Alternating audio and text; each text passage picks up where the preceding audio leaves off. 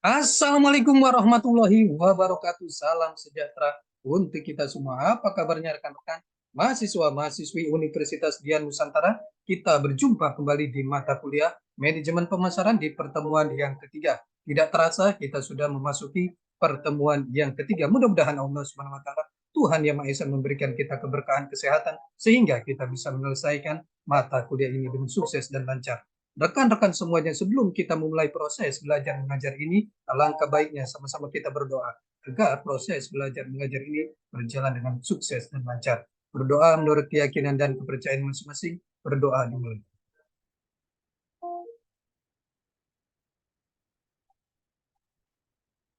Selesai. Rekan-rekan semuanya, di pertemuan yang ketiga ini kita akan membahas materi yang sangat menarik sekali. Mohon izin saya share materinya. Di pertemuan yang ketiga ini kita akan membahas materi mengenai lingkungan pemasaran. Ini materi yang sangat menarik sekali. Lingkungan pemasaran di perusahaan, lingkungan pemasaran, lingkungan makro, lingkungan mikro. Kita lihat.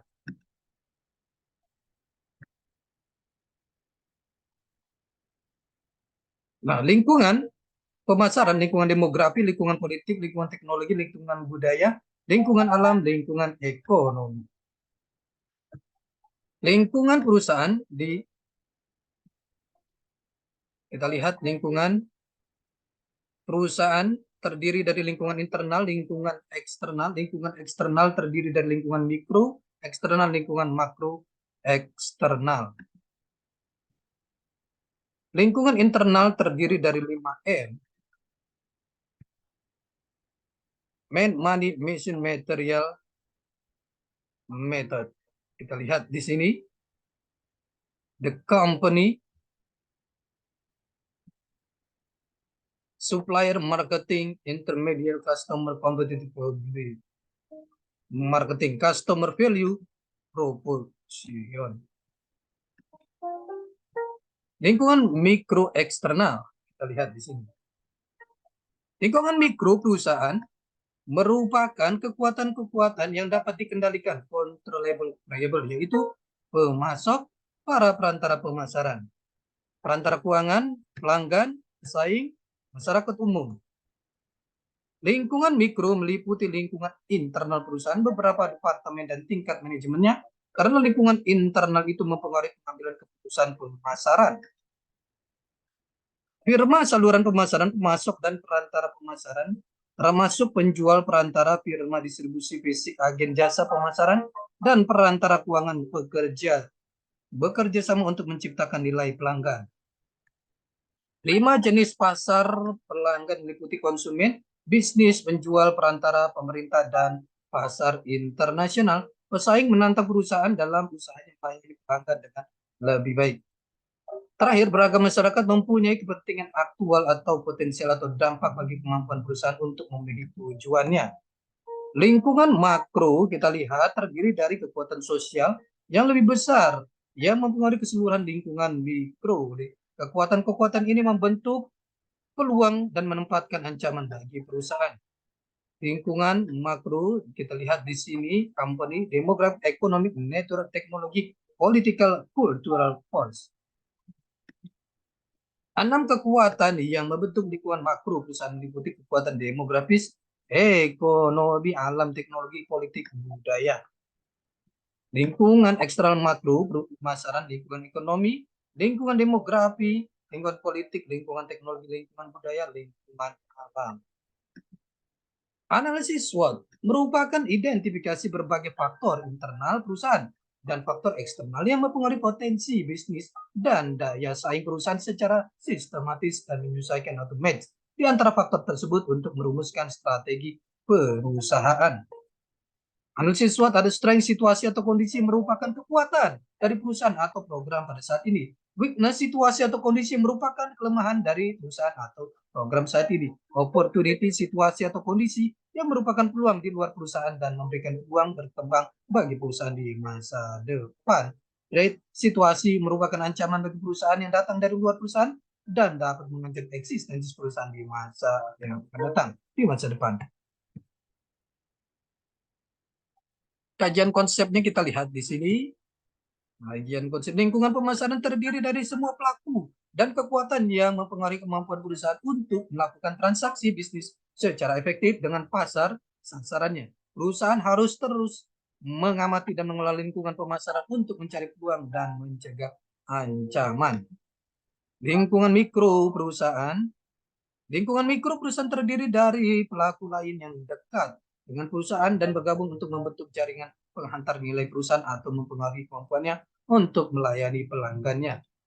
Lingkungan mikro perusahaan internal dan saluran pemasaran. Satu, lingkungan mikro meliputi lingkungan internal perusahaan, beberapa departemen dan tingkat manajemennya, karena lingkungan internal itu mempengaruhi pengambilan keputusan pemasaran.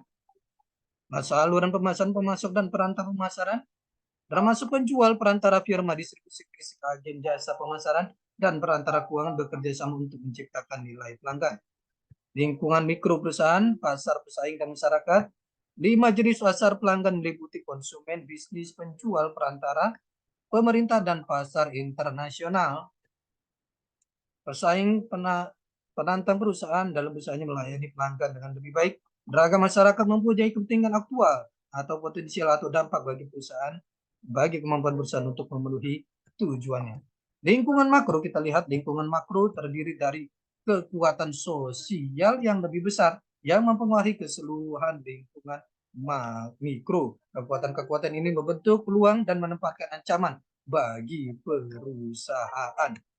Lingkungan makro, 6 kekuatan yang membentuk lingkungan makro. Perusahaan meliputi, kita lihat di sini ada demografis, ekonomi, alam, teknologi, dan politik. Juga budaya. Lingkungan demografis. Demografi adalah studi karakteristik populasi manusia. Saat ini lingkungan demografis memperlihatkan struktur usia yang berubah, perubahan profil keluarga, perubahan populasi geografis, populasi terdidik dan pekerja kerap putih yang lebih banyak, dan juga peningkatan keragaman. Lingkungan ekonomi terdiri dari faktor-faktor yang mempengaruhi daya beli dan pola pembelian. Lingkungan ekonomi cenderung ditentukan oleh perhatian konsumen pada nilai dan perubahan pola belanja konsumen, perubahan lingkungan demografis, dan lingkungan ekonomi. Saat ini konsumen yang terperas secara finansial sedang mencari nilai yang lebih besar, kombinasi yang tepat dari kualitas dan jasa yang baik pada harga yang wajar. Perubahan lingkungan demografis dan lingkungan ekonomi, distribusi pendapatan juga berubah. Orang kaya semakin kaya, kelas menengah menurun, dan orang miskin tetap miskin.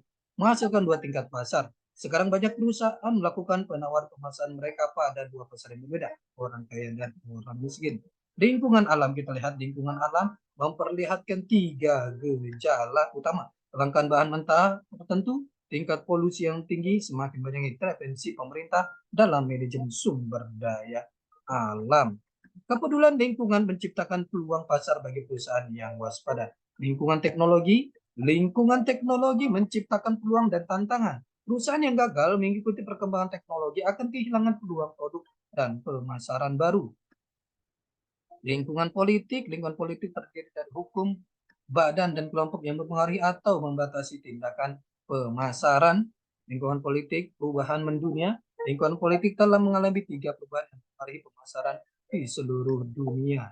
Selain semakin banyaknya undang-undang yang mengatur bisnis, penegakan hukum yang kuat oleh badan pemerintah, dan juga penekanan tindakan tanggung jawab etika dan sosial yang lebih besar. Lingkungan budaya terdiri dari institusi dan kekuatan yang mempengaruhi nilai, persepsi, selera, perilaku sosial. Lingkungan budaya, perubahan-perubahan lingkungan budaya memperlihatkan kecenderungan menuju hal-hal berhubungan dengan digital, kepercayaan pada institusi yang semakin berkurang, peningkatan rasa patriotisme, kepedulian terhadap alam yang semakin besar, dan spiritualisme baru. Juga pencarian nilai yang lebih berarti dan abadi. Lingkungan pemasaran, reaksi perusahaan, kita lihat perusahaan dapat secara pasif menerima lingkungan pemasaran sebagai elemen yang tidak dapat dikendalikan, di mana mereka harus beradaptasi, menghindari ancaman, memanfaatkan peluang yang ada, atau perusahaan dapat mengambil tindakan proaktif bekerja untuk mengubah lingkungan dan tidak hanya reaksi terhadapnya. Setiap saat perusahaan harus berusaha proaktif dan tidak reaktif. Ya, kita lihat di sini pemasaran, lingkungan ekonomi, lingkungan demografi, lingkungan politik, lingkungan teknologi, lingkungan budaya, dan lingkungan alam. Inilah kita lihat beberapa lingkungan yang ada di dalam skup pemasaran. Kita lihat di sini beberapa lingkungan, perubahan lingkungan demografis dan lingkungan ekonomi. Lingkungan ekonomi, lingkungan demografis. Lingkungan makro tadi ada 6 kekuatan pembentuk, 6 kekuatan yang membentuk lingkungan tersebut adalah yang pertama lingkungan demografis, ekonomi, alam, teknologi, politik, budaya. Bicara demografis, demografis ada studi karakteristik manusia. Saat ini lingkungan demografis memperlihatkan struktur usia. Jadi usianya berbeda-beda. Ada usia yang muda dan ada usia yang tua. Perubahan profil keluarga, juga perubahan populasi geografis, populasi terdidik, dan pekerja keras putih yang lebih banyak, dan juga peningkatan keragaman. Inilah lingkungan demografis. Demografi adalah studi karakteristik populasi manusia. Kita lihat di Indonesia sekarang ini kita akan mengalami yang namanya bonus demografi. Bonus demografi adalah bagaimana banyaknya usia-usia produktif yang ada di suatu negara tersebut, termasuk Indonesia akan mengalami bonus demografi. Maka dari itu adalah tugas dari pemerintah atau lembaga pemerintah untuk menyediakan lapangan pekerjaan yang sebanyak-banyaknya agar bisa menyerap tenaga kerja yang berlimpah. Yang kita lihat di sini banyak usia produktifnya. Itulah lingkungan demografis. Saat ini lingkungan demografis ini kita lihat memperlihatkan struktur usianya yang berubah-ubah, perubahan profil keluarga, perubahan populasi geografis, populasi terdidik, dan pekerja putih yang lebih banyak, dan juga peningkatan keragaman. Lingkungan ekonomi juga, lingkungan ekonomi terdiri banyak faktor-faktor yang mempengaruhi daya beli dan pola pembelian. Rekan-rekan semuanya, ini adalah pertemuan kita yang ketiga. Kita akan berjumpa di pertemuan-pertemuan selanjutnya. Tetap semangat belajar untuk mencapai kesuksesan. Salam sehat selalu. Assalamualaikum warahmatullahi wabarakatuh.